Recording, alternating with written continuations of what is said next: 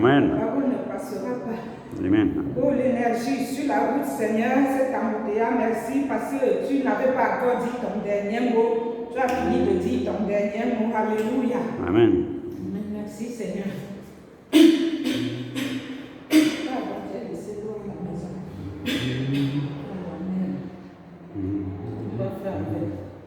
Alléluia. Nous venons dans la parole aujourd'hui. Pardon, nous allons prendre notre Bible. Si on commence, tu me dis.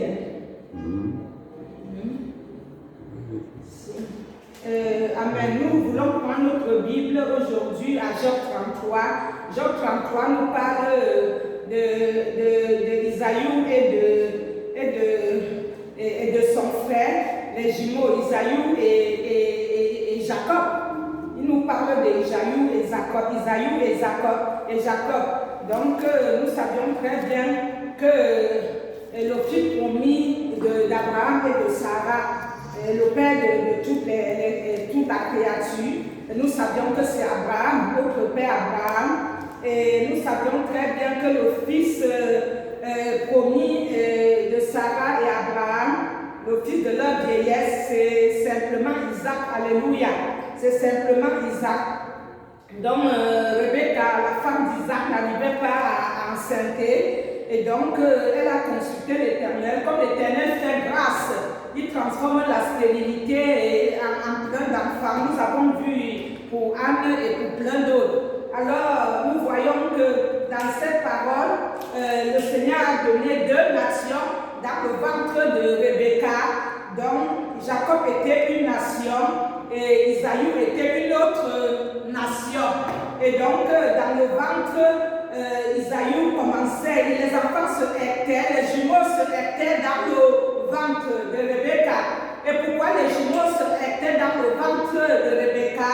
Parce qu'il y avait un qui avait une destinée différente. Il s'appelle Jacob. Celui-là avait une destinée différemment de celui de son frère Isaïe. Et donc, nous venons pour prêcher cette parole pour dire, quels qu'en soient les apportements que tu as fait, quel qu'en soit le vol, quel qu'en soit les sacrifices démoniaques, quel qu'en soit les marabouts, quel qu'en soit vraiment les tueries, quel qu'en soit l'hypocrisie que tu as joué, quel qu'en soit les menus, quel qu'en soit vraiment l'adultère, quel qu'en soit vraiment ta situation, quelle qu'en soit la fornication, il faut que tu saches que si tu mets ta vie en ordre et que tu détruis tous les idoles, le Seigneur changera ta situation. Alléluia. Donc nous venons te prêcher aujourd'hui pour te dire que le Seigneur peut changer ta situation. Que si tu mets de l'ordre dans ta vie, si tu anéantis tous les idoles de ta vie, le Seigneur peut faire quelque chose dans ta vie. Mais que tu saches que le Seigneur, depuis le ventre de ta mère, t'a prédestiné. Il t'a prédestiné. Jacob était prédestiné. On parle de Jacob, malgré que Jacob était ce qu'il était, mais on n'a pas parlé du centre spirituel avec son frère Isaïe. On sait que Jacob était celui-là qui était un homme prédestiné depuis le ventre de sa mère. C'est pour cela qu'il était en train de aider son frère tout le temps. Et nous comprenons que Jacob veut dire quoi? Jacob veut dire bien de mauvaises choses. Jacob, le nom même de Jacob dès le début, c'est un nom terrible, c'est un nom qui est le nom qui signifie manigance, le nom qui signifie tromper. Donc Jacob est ce garçon prédestiné depuis le ventre de sa mère, choisi comme Sarah depuis le ventre de sa mère, comme Jérémie 1 le dit. Mais Jacob n'est pas venu sainement, il est venu depuis le ventre de sa mère, ayant la grâce de Dieu, mais en dehors de cette grâce de Dieu-là, son nom était significatif, son nom représentait, comme je te le dis, manigance, son nom représentait tromper. Et donc nous comprenons que le nom qui a été donné à Jacob, c'est un nom qui était significatif. Et quand l'Éternel a vu que ses parents lui ont donné ce nom, il a demandé à son âme de libérer la provision à Jacob, de faire savoir à Jacob que son nom deviendra Israël, que son nom deviendra Israël. Donc le Seigneur peut changer ta situation. Si tu es celui qui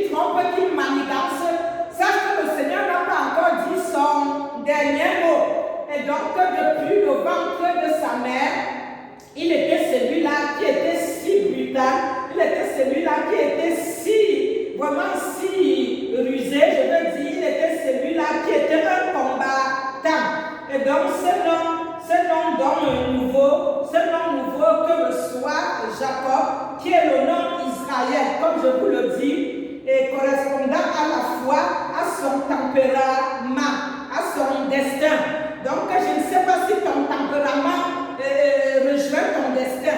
Je ne sais pas non plus si ton caractère, parce qu'un tempérament, ça a même pas un caractère. Donc je ne sais pas si ton caractère, ton tempérament reflète ce que Dieu veut que tu sois. Je ne sais pas si ton nom a quelque chose à y voir avec ta destinée. Et donc je viens te poser cette question. Quel nom tes parents t'ont donné? Quel nom l'Éternel t'a donné? Quel tempérament tu as? Est-ce que ce tempérament que tu as concorde avec ta destinée? Et donc c'est ce que je viens te demander. Et il faut voir que depuis le ventre donc, de Rebecca, de la mère, la femme d'Isaac, donc la mère des jumeaux d'Isaïe et de Jacob, depuis le ventre de Rebecca, Jacob a commencé à lutter. Jacob a commencé sa lutte dès le ventre. Alléluia.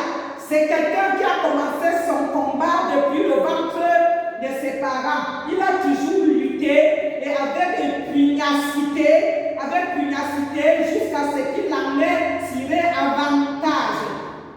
Et Jacob, il a lutté avec les hommes. Nous savions qu'il a lutté aussi avec les anges. Il a lutté pas seulement avec les hommes, mais aussi avec les anges. Il a lutté avec son frère. Il a lutté avec Laban. Il a lutté avec l'ange avant son entrée en Canaan, en terre de Canaan. Et donc, ici, il a confronté pas mal de combats, Jacob. Et Jacob, avec tout ce combat, il combat même avec Dieu. Parce que l'ange, il a combattu avec Dieu. La seule chose est que la côte de Jacob a été cassée, mais il n'a pas lâché le morceau jusqu'au matin.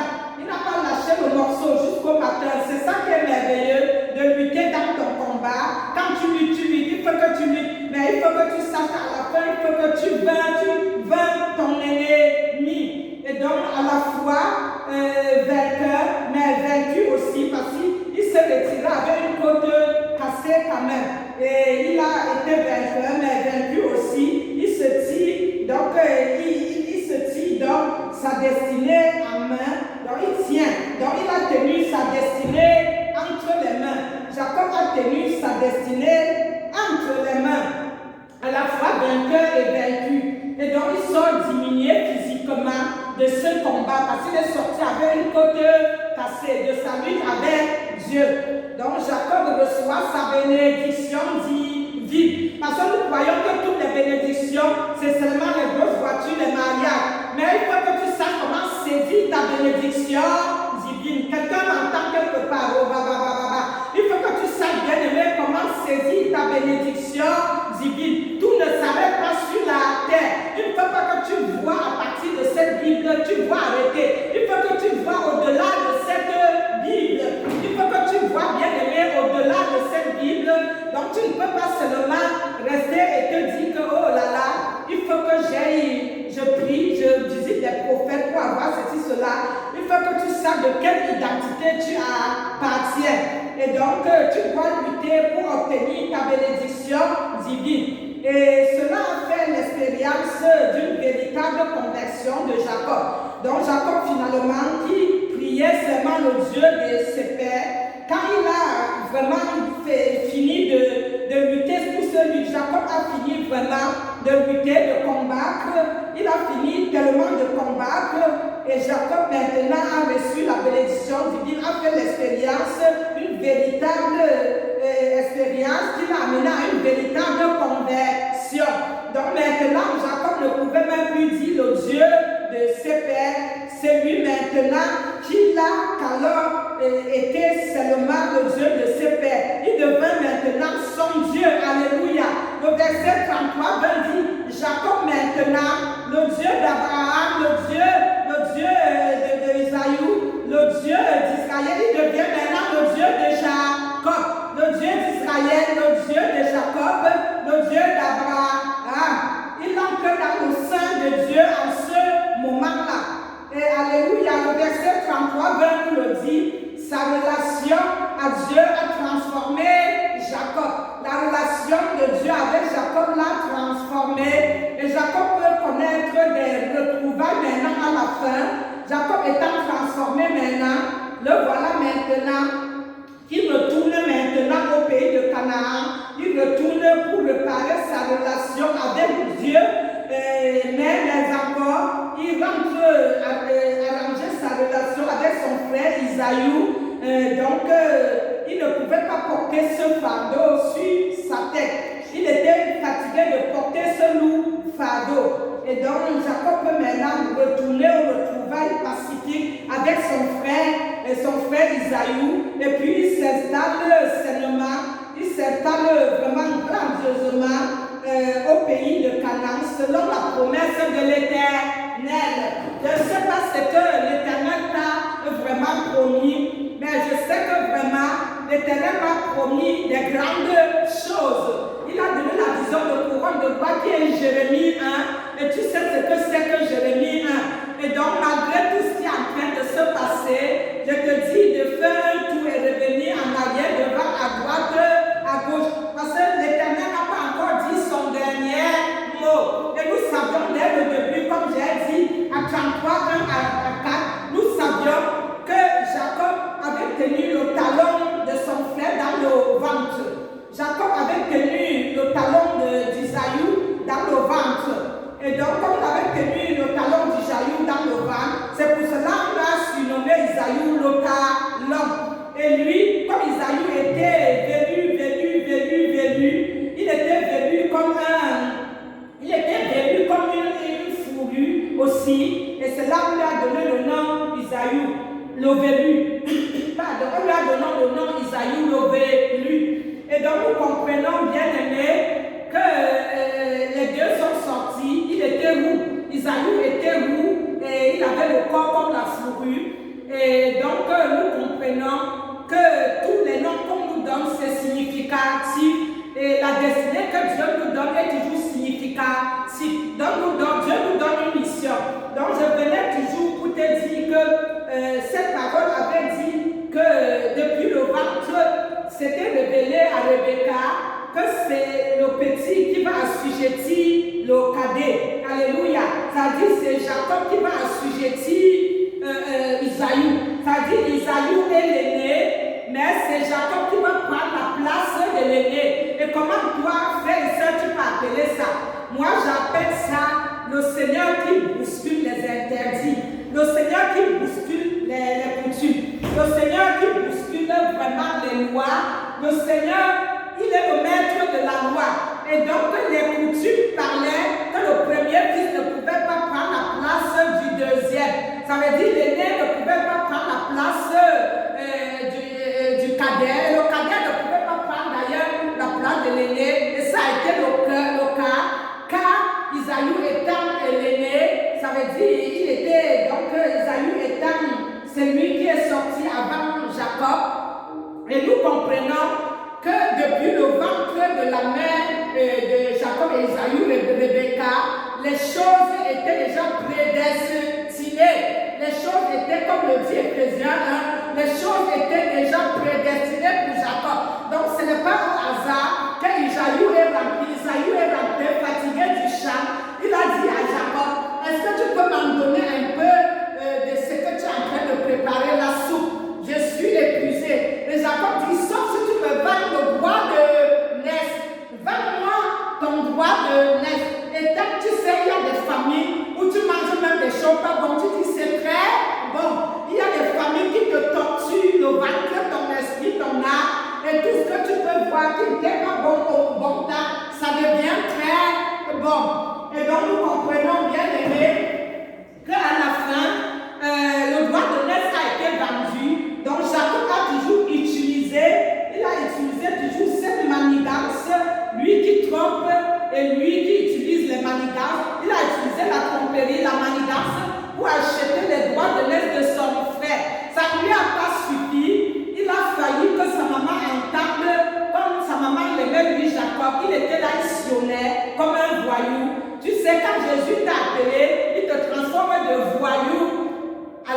à l'élévation. Voilà son de tasse, mon confrère. Il a été le tueur des chrétiens. Il est devenu l'apôtre numéro 1. Donc, bien aimé, là où on t'a laissé clochard sur la route, sache que Jésus n'a pas encore dit son dernier mot. Sache très bien que là où tu étais au fumier, c'est lui qui relève les indigents. Alors, il le fait asseoir sur la table des rois. Et donc, nous comprenons, bien aimé, que la destinée de Jacob, il avait une destinée prédestinée. Il était le choix de Dieu. Donc, ce n'était pas au hasard que son frère Isaïe rentre pour manger. Le père d'Isaïe l'aimait beaucoup Isaac parce qu'il allait tuer les bons gibiers. Il venait donner l'appétit à son papa. Isaac lui avait même dit, il faut que tu t'envoies mon fils, même attraper les bons gibiers, comme tu fais d'habitude. Je finis de manger, je te bénis. Quand je finirai, que mon ventre sera plein, je te bénirai. C'est pour cela que Sarah maintenant, ouais, Sarah, je ne peux plus bénir comme avant. Si tu ne me remplis pas le ventre, je ne te bénirai pas. Parce que les paroles de ma bouche sont des paroles saintes. Les paroles de ma bouche bousculent le système céleste. Les paroles de ma bouche font réussir le système céleste et le royaume des cieux. Et l'ennemi vacille. Quand les prières montent, l'ennemi vacille. Donc, bien aimé, il faut que tu le saches. Que quelque chose peut changer dans ta vie. Quelque chose peut changer. Nous comprenons très bien que quand Rebecca a entendu, la femme d'Isaac, que Isaac était en train de dire à son fils Isaïe, va m'attraper le gibier, tu fais le bon gibier, bonne nourriture, et je mange et te bénis. Et elle est partie parce que Isaac aimait Isaïe et Rebecca aimait Jacob. Donc dans les familles, c'est un peu comme ça. Je voudrais te dire, quand tu as des enfants, fais tout pour demander à Dieu de te donner l'amour pour tous tes enfants. Parce que les enfants, certains enfants deviennent traumatisés. Quand ils sont rejetés, ça leur traumatise parce que le rejet, c'est un traumatisme. Heureusement, les parents ont bien géré parce qu'ils étaient les parents croyants. Ils avaient la crainte de Dieu. Et il y a même des chrétiens qui montrent aux enfants, je n'aime pas l'autre. Est-ce que as-tu une machine à fabriquer des êtres humains? Nous n'avons pas de machine à fabriquer des êtres humains. Et donc, bien aimé, je venais te faire savoir que voilà Jacob qui était quelqu'un qui bousculait beaucoup. C'était quelqu'un qui était toujours vraiment dans la ruse, je veux dire. Il manigançait tout. Toi, si tu manigances tout, il faut que tu saches qu'il faut que tu te repars pour saisir ta destinée divine. Et donc, il manigançait. Il était celui-là qui manigançait, qui trompait. Si tu trompais, il faut que tu arrêtes de tromper. Il faut que tu cesses de tromper, que tu anéantis les idoles dans ta vie et tu te mets en ordre pour appeler la faveur de Dieu dans ta vie. Ce n'est pas parce que tu es appelé que tu peux commencer à marcher dans la ruse, à tromper les autres. Donc, bien aimé, je venais juste te le dire que vraiment, Jacob, ce n'est pas pour rien qu'il a demandé à acheter les droits de l'Est. Parce qu'il ressentait qu'il était numéro 1. Parce que le Seigneur aime les gens qui sont têtus. Le Seigneur aime les gens qui sont têtus. Parce que si tu n'es pas têtu, où serait le témoignage? Et le Seigneur aime les gens qui sont têtus comme moi. Parce que quand tu es têtu, il faudrait que le Seigneur t'utilise, transforme ton cœur de pierre en cœur de chair. Afin que derrière, il y ait un témoignage. Et donc, nous avons vu que quand finalement Jacob est parti, quand il est parti et il a peur de son frère, quand sa maman a manigancé et allait se cacher en disant le secret de Isaac à Jacob pour lui dire, comme ton père a dit le gibier, ton frère va chasser le gibier, il est parti. Maintenant, mon fils, il faut que toi, tu t'en vas mettre ton corps, vraiment tu t'en vas porter des choses sur ton corps et devenir comme ton frère. Et donc tu deviens venu comme la fourrure et que elle a arrangé son fils comme ça. Jacob a dit, mais ça c'est une malédiction. Et Rebecca a dit que cela tombe sur elle. Vous voyez, une mère pour n'importe quoi, elle fera n'importe quoi pour son fils. Dommage, même dans le mensonge. Dommage. Et je te le conseille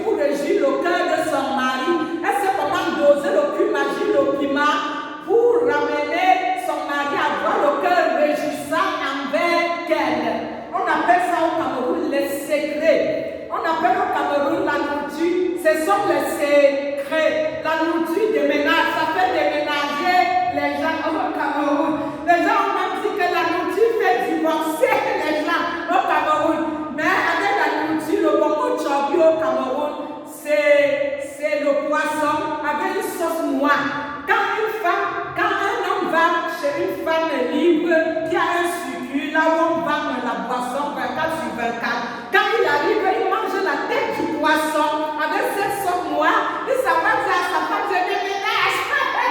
Si chez lui, il n'avait pas à manger, il s'en va maintenant dire à sa femme, ça même, s'il faisait des bisous, il arrive, il dit, oh, alors je fais ça, donne-moi, je m'en vais en voyage. Il s'en va maintenant s'installer chez cette femme, et tout doucement, sa femme commence à le chercher le coup de pignata. Après les voisins, comme il y a le téléphone des rues, les téléphones des rues en Afrique, les antennes de rue, téléphone arabe. Et donc maintenant, c'est les voisins qui vont dire, oh tu es là, je l'ai vu, il a acheté la voiture à telle femme. Oh je l'ai vu, il a installé tel endroit. Et ça, je ne te le souhaite pas. Il faut que tu nourris le Seigneur Jésus avec la nourriture divine pour pouvoir attraper les bénédictions divines. Parce que sur la terre, dans les églises, certaines sont en train seulement de prophétiser. Au lieu de sortir dehors prophétiser, tous les kamikazes qui veulent nous tuer là, les prophètes qui disent sont les prophètes des nations, sortez pour prophétiser dehors. Moi-même, j'ai prophétisé parce que j'avais rencontré les kamikazes et j'ai eu peur de les attraper comme le Seigneur me l'avait dit. Mais au moins là où je faisais la formation, j'ai signalé que la France va être éprouvée en plusieurs endroits. Et il y avait un Mauritanien qui m'a dit vraiment, vous avez un prophète vrai ici et vous ne dites rien. Tous les pasteurs qui étaient là, tout le monde savait que la prophète Sarah avait révélé cela. Au retour, réellement, on était tombé que la France était éprouvée tel que le Seigneur m'avait révélé. Tu dis être prophète des nations. En Belgique où tu es, combien de kamikazes détruits là-bas? En France, dans le monde, combien de kamikazes? Chez toi au pays, là-bas où il y a la pauvreté, les gens mangent vraiment, n'importe quoi. Pourquoi tu ne vas pas au pays chez toi pour vraiment transformer ton pays? C'est très beau que tu sois ici. Tu portes les beaux habits, or que les gens sont en train de mourir dans ton pays. Tu portes les choses chères. Tu fais des conférences, tu demandes les milliards d'euros. Or tu sais très bien que tu es habillé en milliards d'euros. Tu te vantes que tu as des maisons qu'on te donne. Tu es ministre, tu es ceci, cela. Pourquoi tu ne vas pas investir en Afrique? Pourquoi il faut prophétiser que dans les églises, sortez prophétiser dehors, dans les rues. Sortez pour prophétiser, pour changer la France, la Belgique, l'humanité, l'Afrique. Alléluia. Oui, parce que les faux prophéties dans l'église, on va commencer à collectionner de l'argent. Ayez un peu honte. Ayez honte. Alléluia. Donc nous comprenons que vraiment, ce garçon, il était têtu depuis le ventre de sa mère. Quelqu'un qui lutte avec Dieu, ce n'est pas n'importe qui. Il a eu la grâce, pardon, il a eu la grâce. Donc il faut que tu saches, mon frère, ma soeur, que Jésus n'a pas encore dit son dernier mot. Les gens t'ont humilié comme moi, les gens t'ont fait honte comme moi, rejeté, trahi, poignardé au dos. Mais Jésus n'a pas encore dit son dernier mot. Jésus a encore une prolongation à faire dans ta vie. Jésus a encore une prolongation à faire dans ta vie. Si quelqu'un te dit que tu ne vaux rien, quelqu'un dit t'as pas d'église pleine, t'as pas de mari, t'as pas de maison, t'as pas de réseau, dis-lui que je cherche la bénédiction divine et Jésus n'a pas encore dit son dernier mot dans ma vie. Donc nous voyons que Jacob a volé le droit de naître. Ça ne suffisait pas, il a encore volé comme sa maman l'a monté pour voler les bénédictions d'Isaïe. Et le père a prié pour Jacob, les bénédictions qu'il allait prier pour Isaïe, il a prié pour Jacob. Et quand Isaïe est venu alors à son tour pour donner la nourriture, il a dit, Père, voici le gibier que tu m'as dit d'aller acheter. Et Isaac a dit, son plein papa, laisse-moi mon fils, tu as déjà amené le gibier. Il dit, non, je ne l'ai pas amené. Il a commencé à pleurer, à crier. Or, quand le père avait couché, comme il avait les yeux, il était déjà fatigué, âgé, les yeux, il ne voyait plus très bien. Il avait couché, mon fils, comme la maman a utilisé la ruse, il a fait même que le parfum, l'habit qui était sur lui, ressortait l'odeur de Isaïe. Quelle ruse! Ça, c'était au-dessus du serpent. Moi, je dis, c'était au-dessus du serpent au jardin. À Genèse 3, pas possible. Et il y a des gens dans l'église qui utilisent la bénédiction de Dieu pour faire les ruses avec. Et ça, ce n'est pas spirituel. Ça ne vient pas de Dieu. utilises la ruse comme Jacob, si tu utilises vraiment la façon de tromper, de manigancer dans les églises, la manigansation, ce n'est pas normal. Ça, le cas de Jacob était un cas particulier. Voilà, Dieu vraiment, heureusement, après, son frère voulait le tuer. Il a pleuré, il dit, Père, est-ce que tu n'as plus de bénédiction pour moi? Il dit, tu seras assujetti par ton frère. Et il faut comprendre que c'était déjà ce qui était révélé à leur maman. C'était seulement l'accomplissement de ce qui avait été révélé. Et donc, voilà. Et il est parti. Sa maman a encore fait la ruse. Va maintenant chez notre oncle. Nous savions l'histoire où il a épousé Rachel et Léa. Nous savions la suite de l'histoire. Donc, nous sommes arrêtés seulement à ce verset-là où dit que pour le reste, par grâce de Dieu, on continuera une fois sur la suite. Mais nous sommes de 14 à 26, nous avons prêché, et le 1 à 4. Nous comprenons très bien que quand Jacob est parti, l'Éternel l'a rassuré que là où il est en train de partir, il est avec lui. Donc sache que si on t'a humilié comme moi et que tu as été prédestiné depuis le ventre de ta mère, uni depuis le ventre de ta mère, sache que Jésus n'a pas encore dit son dernier mot. Il y a encore une prolongation à faire dans ta vie. Ne te décourage pas. Si tu tombes, la salle est vidée, pourvu que tu te relèves. Ne te couche pas par terre pour de bon. Donc, bien aimé, nous comprenons très bien que quoi? Que Jacob est parti. Mais quand il est arrivé, vraiment là où il a posé sa tête, il a déposé sa tête pour dormir sur une pierre. Il a eu une révélation. Dans les églises, j'ai entendu des pasteurs qui disent Dieu ne parle pas tout le temps. Ça, c'est très faux. La Bible est faite de 79% de vision, de 79% de vision, presque 100%. Donc nous ne devions pas dire Dieu ne parle pas tout le temps. Si tu es près de Dieu tout le temps pour lui donner les baisers tout le monde comme Marie de Magdala dans Luc, c'est que Dieu peut te parler aussi tout le temps.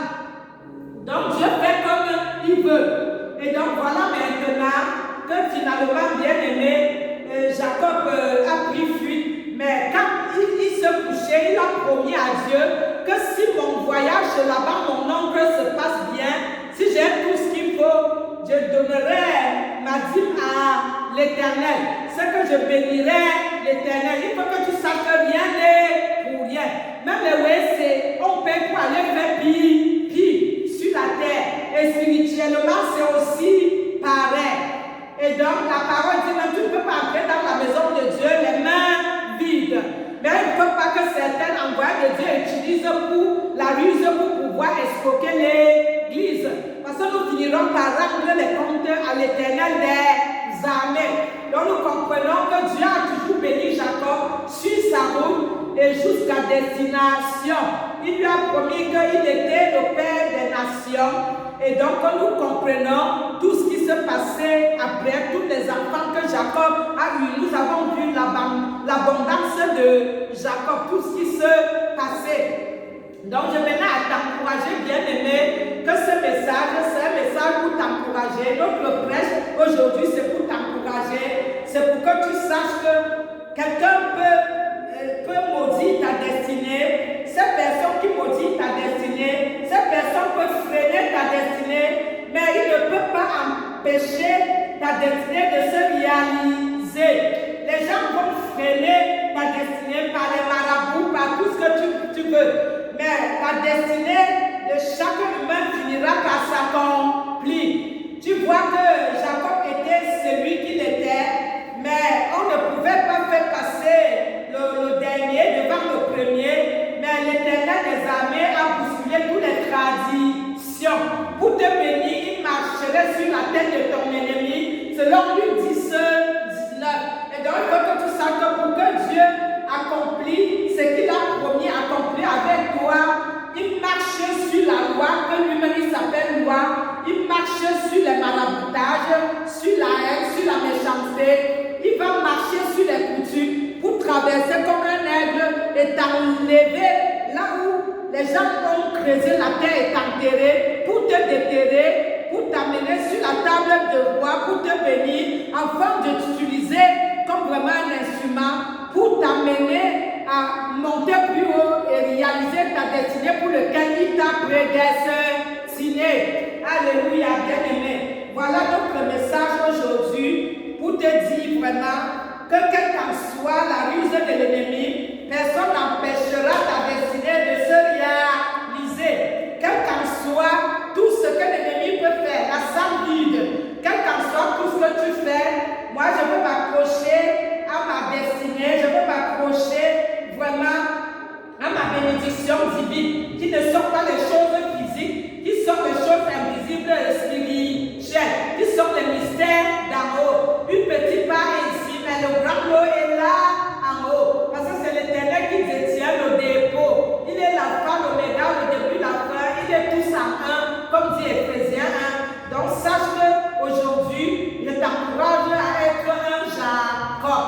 Je t'encourage vraiment à être un Jacob. De ne pas te décourager. Que tu saches que quand on tombe, mieux se relever que de rester couché par terre. Parce que même le jour où tu tombes, tu es malade, comme j'ai été plusieurs fois, les gens seront en train de danser, mais le système céleste sera en train de se bousculer en déportant les 12 légions d'anges pour venir combattre la maladie, pour te délivrer de la maladie. Car Jésus a exposé l'ennemi à Colossiens 2, 13, 15, il a été vaincu, il a déjà exposé. Il faut que tu saches que vraiment il est tous à un, comme la parole le dit à Éphésiens 1. Il faut que tu saches aussi que Isaïe 53, 4 et 5, Jésus a porté ta maladie, il a porté tout ce que l'ennemi t'a planté sur la croix de Golgotha. Donc nous ne marchons pas pour la victoire, mais nous marchons dans la victoire. Nous marchons dans les espaces, dans les cieux, la victoire. Il te faut seulement vaincre tous les idoles qui te pèsent sur le dos, sur les épaules, sur la tête. Tu fais le signe de la croix devant, derrière, tu vas à gauche, tu reviens à droite et tu tournes le signe de croix pour pouvoir te positionner, afin de te repositionner. Donc bien aimé, voilà ce que nous venons t'annoncer aujourd'hui. Construis ta demeure céleste. L'enlèvement t'apprend comment vivre une vie de sainteté, car rien d'impur n'entrera dans les cieux. Et donc il faut que tu saches que si tu as été rejeté par le monde, celui qui t'a prédestiné, qui t'a donné un nouveau nom, comme mon nom, Sarah, mère des nations, il ne t'abandonnera pas. Si l'humanité t'abandonne, ton mari t'abandonne, ta femme t'abandonne, ton travail te lâche, ta famille, même les enfants que tu as fait te lâchent, ne désespère pas. Si la maladie te lâche, tout te lâche, ne désespère pas, car il y a quelqu'un qui t'aime tel que tu es. Il y a quelqu'un qui t'aime tel que tu es, qui t'embrasse dans les mains comme ça, qui dit mon enfant, qu'est-ce que tu étais en train d'attendre? Reviens à ton premier amour. Reviens à ton premier amour. Les autres t'ont fléché, les autres t'ont torpillé, mais ça que tu as du prix à mes yeux. Mon enfant, sache que tu as du prix à mes yeux. Et donc, l'humain et Genèse 6, tous les matins, l'humain se levait, tous ses pensées se tournaient pour faire du mal à son prochain. Tu peux être Jacob encore, ma soeur, mon frère. Tu as tellement avorté, tu as tellement été haï, les bois de nuit, tu as tué, tu as fait tout ce qui n'est pas bon, tu as murmuré sur Sarah, tu as remis les groupes pour la poignarder, la fusille dans la tête, dans le corps, au dos, tu as remis tout ce que tu as remis pour la combattre, et dans ma vision, tu dis, mais tout ce qu'on fait, elle tient, et elle est toujours debout. C'est parce que je suis porteuse du sceau de Jésus-Christ, je suis porteuse de la marque de Jésus-Christ. L'ennemi a dit, celle-là, allons chercher les ignorants. Ça loue, ça adore chez elle 24 heures sur 24. Elle a déjà le sang empoisonné. Elle a la marque de Jésus-Christ. Sa chair n'est plus consommable. Son sang n'est plus consommable. Tu as besoin de la marque de Jésus. Tu as besoin de t'approcher de ton premier ami. Il n'a pas encore dit son dernier mot. Il est celui qui prend le temps, il rend le temps en roc, le roc en source d'eau. Je te dis qu'il prend l'indigent, le fumier au sol, et il l'amène sur la table des rois. Et donc, si tu es Jacob prédestiné comme Sarah, sache que Jésus a encore un dernier mot à dire. Il a encore minimum, quoi à dire? Il a encore 45 minutes. 45 minutes. On avait dit on fait 20 minutes. Je ne sais pas si c'est 20 minutes.